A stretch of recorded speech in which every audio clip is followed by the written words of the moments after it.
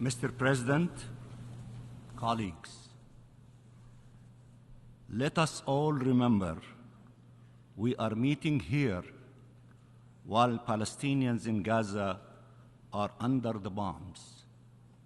Remember that you are speaking while families are being killed, while hospitals are coming to a halt, while neighborhoods are being destroyed, while people are fleeing from one place to another with nowhere safe to go. I urge you to choose your words carefully and to act accordingly. For all those mobilized against an even greater man-made humanitarian catastrophe or of a regional spillover, and these are worthy goals, we say, stop the bombs or both will happen. Stop the bombs and save lives, as the President of the General Assembly has indicated. All lives, lives of children, of civilians, of 2.3 million civilians in the Gaza Strip. Mr. President, in Gaza, a father tells his daughter about the birthday he was planning for her and asks her not to miss it. A mother laments, "My children died before they had a chance to eat." The thoughts that cross the mind of a mother in the face of such grief. 3,000 children in Gaza were killed by Israel in the last almost 3 weeks. I repeat, 3,000 children, innocent children, angels, killed in Gaza during the last 3 weeks. A man embraces his mother and pleads like a child, "Come back, I beg you. Come back, and I will take you wherever you want." He hugs her and can let go. But there is no time to mourn. More death is on the way. 1,700 women were killed by Israel in the last 2 weeks. A young man wrote, "We will not leave Gaza. We will only leave Gaza to join the heavens." A few days later, he did. 7,000 Palestinians have been killed by Israel in the last almost 3 weeks. 70% of all those killed are women and children. Almost all killed are civilians. Is this the war some of you are defending? Let me repeat, is this the war that some of you are defending? Can this war be defended? These are crimes. This is barbarism. If you do not stop it for all those who were killed, stop it for all those whose lives we can still save. Jinan, a little girl under the rubble, shouts at the people coming to rescue her, "What took you so long? There are 900 Palestinian children under the rubble, alive or dead, wondering what is taking so long, wondering if any help is on the way." Anas, a little boy who is known as Anus, crawled from under the rubble, not to find light, but more darkness. devastations and death all around him. His ordeal has only started, not ended. 1,600 Palestinians are under the rubbles, and no one can reach them to save them or bury them. A doctor speaks of a term coined during this war: wounded child with no surviving family. 80 Palestinian families have lost 10 or more of their members. Sometimes up to 45 members of the same family were killed. 18,000 people are wounded, many treated in hospital hallways, if at all, with no anesthesia. Paramedics who have seen death time and time again break down and cry. This time is just too much.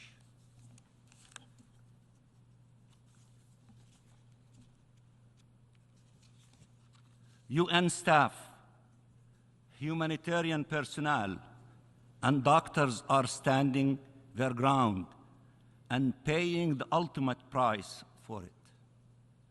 This memory is honored by some as if a natural disaster had killed them, not a UN member staff. As hospitals turn into morgues, doctors and patients alike wonder, is help on the way? Is help on the way? They are not listening to the explanations of some leaders on why the war has to go on. They just hear the bombs.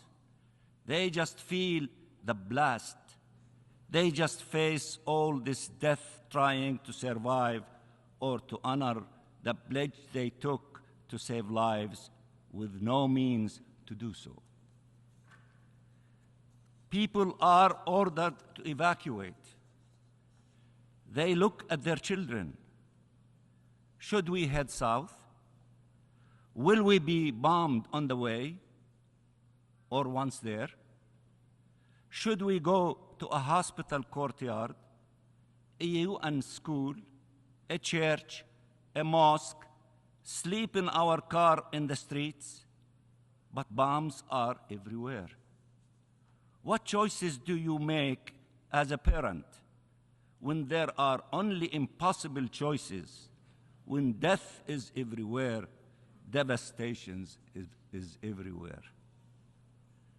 A man stands in front of his house, turned into rubble yet another time.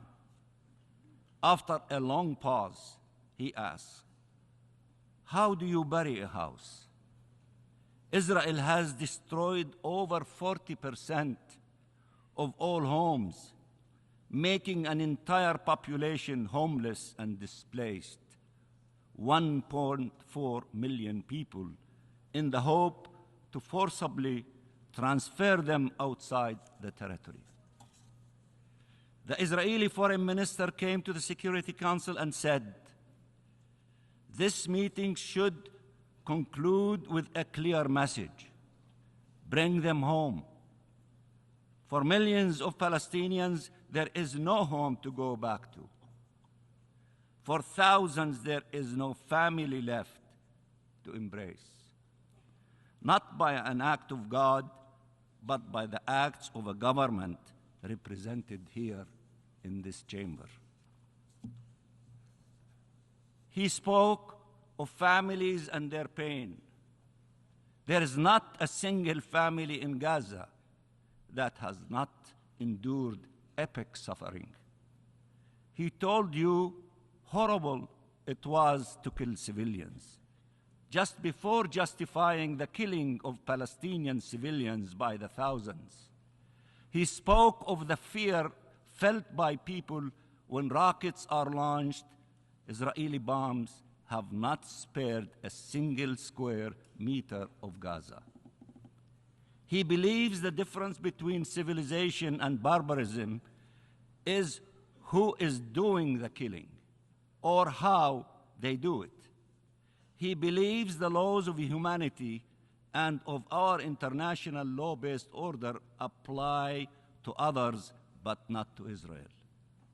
That they protect Israeli lives and allow the killing of Palestinians and taking Palestinian lives. He believes Israel can pretend it is abiding by the very laws it is breaching live on your TV screens and before your eyes. That if you say Hamas enough times, the world will not be able to object to wiping off from the face of earth entire families, for generations at a time, or to a siege where you let in enough humanitarian aid to pretend you have a sense of humanity, but nowhere enough to address the immense needs that are growing exponentially as you keep bombing a besieged territory. He says release the hostages and takes 2 million Palestinian hostages. Let me translate these numbers. Compared to the population of Gaza, this is the equivalent of 28,000 Israelis killed, including 12,000 children and 6,800 women, 72,000 wounded, 5.6 million displaced. Is it more shocking now? More unacceptable? More outrageous? Why some feel so much pain for Israelis and so little pain for us, the Palestinians? What is the problem? Do we have the wrong faith? The wrong skin color? The wrong nationality? The wrong origin? Let me address all those who have, in these past few days, explained why one should not call for a ceasefire. How can representatives of states explain how horrible it is that 1,000 Israelis were killed and not feel the same outrage when 1,000 Palestinians are now killed every day? 1,000 Palestinians killed every day. Why not feel a sense of urgency to end their killing? Nothing can justify war crimes, crime against humanity, and genocide. Nothing can justify the killing of a single Palestinian child. Nothing. Nothing at all. Why not feel a sense of urgency to end our killing? Nothing can, as I said, justify war crimes. You are setting us back 80 years by trying to justify what Israel is doing now. How naive one has to be, or how hypocritical to pretend they don't know Israel is voluntarily killing Palestinian civilians. Who can believe that those killed by Israel are for 70% children and women, and that entire families were killed while Israel is trying to minimize civilian death? They kill all of us, they kill thousands of us, and they say they are trying to minimize killing civilians. How will it look like if they were trying to maximize killing Palestinian civilians? If killing 7,000 is to minimize, killing 700,000 would be possible to maximize. We don't need you to offer us semantic reassurances about IHL and protection of civilians. We need you to honor these norms not recall them only to justify their breach seconds later. This selective outrage is outrageous and needs to stop, and need to stop now. These people you watch in your screens for a few minutes a day, every night, while they are being slaughtered, they have survived decades of military occupation, a 16 years long blockade, and 5 wars in the Gaza Strip. They built and rebuilt their lives and their homes again and again against all odds, despite tremendous suffering. They are walking miracles. How could you leave them to be killed once again? The answer to the killing of Palestinian civilians is not the killing of Israeli civilians. And the answer to the killing of Israeli civilians is not the killing of Palestinian civilians. Vengeance is a dead end. The only path forward is justice. The only path forward is justice. Justice for the Palestinian people. Don't distort the law. Don't bend it. Don't break it. Don't betray it to accommodate Israel. Uphold it, and uphold it high. This is what we are here for as a United Nations, to save future generations from the scourge of war. Uphold it for the sake of all nations, for the credibility of these United Nations. Mr. President, 𝚰𝚋𝚋𝚘𝚛 was reporting on the massacres in Gaza. For those of you who do not, who is 𝚰𝚋𝚋𝚘𝚛? He is the field correspondent of Al Jazeera in the Gaza Strip. As he's been doing relentlessly for days now, when he received the news of an Israeli airstrike that killed his wife, his son, and his daughter, he did something many parents do in these circumstances.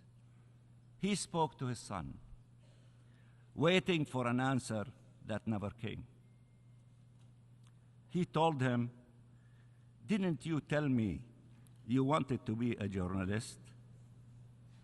His son wanted to be a journalist, even though journalists are targets in Palestine. Remember Shireen Abu Akleh? Now, the dream of the son will haunt the father. Wael said a few words that I want you to hear well. He said, "They took their vengeance out on our children." He then said in a heartbreaking voice,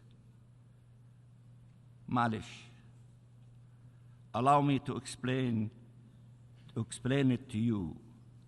Literally, it means that's okay. But let me tell you what I believe he meant. Let me do it in Arabic.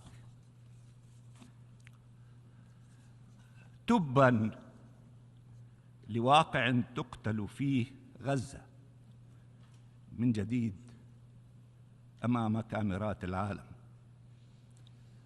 تبا لكل من لا يحترم إنسانيتنا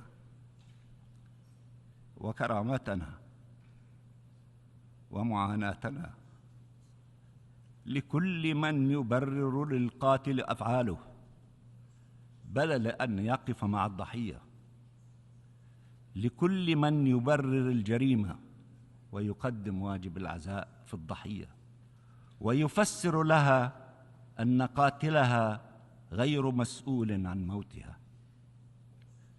تبا لكل من لا يقف مع شعبنا في غزة ويوقف المجزرة.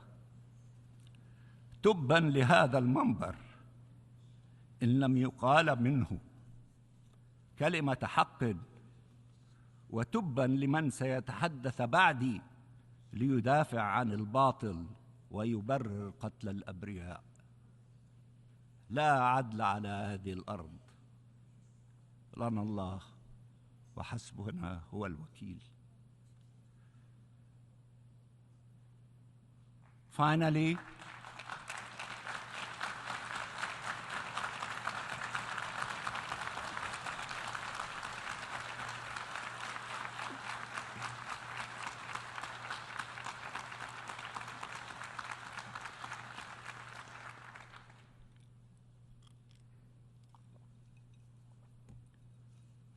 I appeal to all of you. Vote to stop the killing.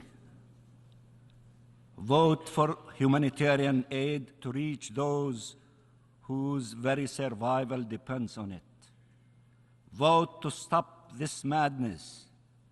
You have a chance to do something, to give an important signal. Choose justice, not vengeance. Choose to defend the law, not justify its breach. Choose peace, not more wars. Vote to put an end to almost 3 weeks of the worst double standards we have seen in decades. To restore some credibility of this place and the rules it is supposed to embody. Do not miss this chance. Lives are hanging in the balance, and every life is sacred. Please save lives, save lives, save lives. Vote for our draft resolution, and I thank you.